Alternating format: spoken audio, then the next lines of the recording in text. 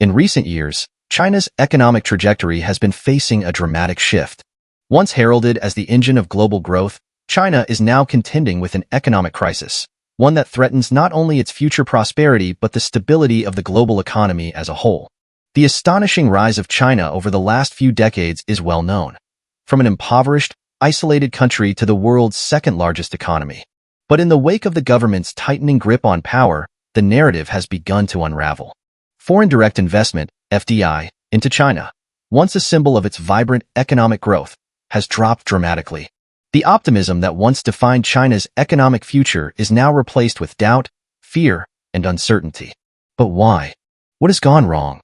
What role does the authoritarianism of the government play in China's growing economic crisis?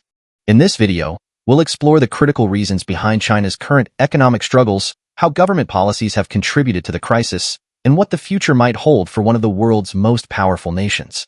But before we dive into today's topic, please hit that subscribe button to help us reach our goal of 1,000 subscribers. Your support means the world to us, and it's greatly appreciated. China's rapid economic rise over the past few decades was nothing short of miraculous. In the early 1980s, China was a largely agrarian society, with an underdeveloped economy and widespread poverty. But the transformative reforms introduced by Deng Xiaoping in 1978 set the country on a path toward unprecedented growth.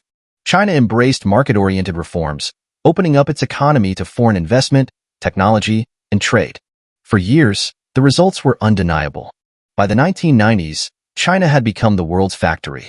Foreign companies flocked to China for its low labor costs, vast consumer base, and abundant resources. The country's GDP grew at an average of 10% per year for over 2 decades. China became the world's largest exporter, and millions of people were lifted out of poverty. This incredible economic expansion was driven by a number of factors. China's manufacturing sector boomed, infrastructure projects flourished, and urbanization reached a dizzying pace. The country became a global economic powerhouse, and foreign direct investment poured in. But today, China finds itself in an entirely different situation. In 2023, FDI into China dropped to just $33 billion, its lowest level in 30 years. This sharp decline in foreign investment is one of the clearest signs that China's economy is struggling. Confidence, the most essential ingredient for any thriving economy, is fading. So, what happened? While there are multiple factors at play, the rise of authoritarianism under the government is perhaps the most important. The government's consolidation of power and increasing control over all aspects of Chinese society, including the economy, has had a profound impact. Under the CCP, the Chinese Communist Party has reasserted its dominance over every corner of life. The era of relative economic freedom, which allowed China to flourish, has given way to a more rigid, top-down approach. The government has made it clear that loyalty to the party is paramount, and that includes loyalty from the business sector. China's corporate landscape has been deeply affected by this authoritarian shift. In the past, private businesses in China enjoyed a degree of autonomy, with the government largely leaving them to focus on growing their operations. However, under the current administration, the party's influence has reached into the corporate world in unprecedented ways. Businesses are no longer just competing for market share, they are competing for the favor of the CCP. This shift has created an atmosphere of fear and uncertainty. Companies are increasingly hesitant to make decisions without first considering how they might be perceived by the government. Take the case of Jack Ma, the founder of Alibaba. In 2020, Ma publicly criticized China's financial regulations, and in response, the government shut down the IPO of his company's affiliate, Ant Group. This move sent shockwaves through the Chinese business world, sending a clear message: challenge the government, and you will pay the price. The government's authoritarian policies have also led to a broader crackdown on the tech sector, which had previously been a pillar of China's economic growth. Leading companies like Tencent and Didi have faced stringent government regulations, restricting their ability to innovate and expand. One of the most significant contributors to China's current economic woes is the collapse of its property sector. For years, real estate was the backbone of China's economy. Local governments relied on land sales to fund infrastructure projects and pay public servants, while property developers leveraged heavy debt to finance their expansion. However, this growth was unsustainable. Under the government's policies, the Chinese authorities began to crack down on property developers, limiting their ability to borrow money and invest in new projects. In 2021, the government introduced the 3 Red Lines policy, which imposed strict borrowing limits on the country's largest developers. This move, while intended to rein in the country's runaway property market, triggered a massive crisis. The collapse of Evergrande, one of China's largest real estate companies, was just the tip of the iceberg. Evergrande defaulted on more than $300 billion in debt, and hundreds of other developers followed suit. The property crisis has had a cascading effect on the Chinese economy. The housing market has plunged, leaving millions of middle-class families with depreciating assets. Banks are grappling with bad loans, and local governments, which relied heavily on land sales, are facing severe budget shortfalls. As if the property crisis wasn't enough, China's strict zero-COVID policies have also exacerbated the economic downturn. In an attempt to control the spread of the virus, the government implemented some of the world's most extreme lockdowns, shutting down entire cities and factories for months at a time. These measures, while effective in controlling the spread of the virus, also crippled the economy. Unlike many other countries, China maintained its strict lockdowns until late 2022. While the rest of the world began to reopen and experience a surge in consumer spending, China's economy was still stuck in the doldrums. Consumer confidence was at an all-time low, and businesses were hesitant to invest in a market that seemed unpredictable and unstable. When the restrictions were finally lifted, the hope was that China would experience a rapid economic rebound.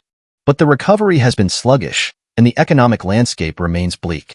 Consumers, many of whom had been forced to save during the pandemic, are reluctant to spend. As a result, China's economy has faced what experts are calling a crisis of confidence. Without the necessary trust in the government's economic policies, the country's growth potential is severely constrained. One of the most concerning trends in China's economy today is deflation. While the rest of the world has been grappling with rising inflation, China's inflation rate has been stagnant, and in some cases, prices have actually fallen. Deflation is often seen as a sign of economic stagnation. When prices fall, consumers and businesses tend to delay spending, expecting prices to drop even further. This creates a vicious cycle that leads to lower demand, lower production, and, ultimately, lower economic growth. The deflationary trend in China has compounded its economic problems. Consumers are reluctant to spend, businesses are hesitant to invest, and the overall mood is one of uncertainty. As a result, the government's attempts to stimulate the economy, through measures like interest rate cuts and stimulus packages, have largely failed to produce the desired results. As China's economy struggles, one thing is abundantly clear. The government's authoritarian policies are having a negative impact on the country's long-term growth prospects. The emphasis on state control over market forces has led to inefficiencies, reduced innovation, and a stifling of entrepreneurship. For years, China's growth was driven by the entrepreneurial spirit of its people. Private businesses, though operating within a tightly controlled environment, were still allowed a degree of freedom to innovate and compete. But today, the government's interference in every aspect of the economy, from technology to real estate, has severely limited the potential for new ideas and ventures to flourish. In this environment, businesses are less willing to take risks.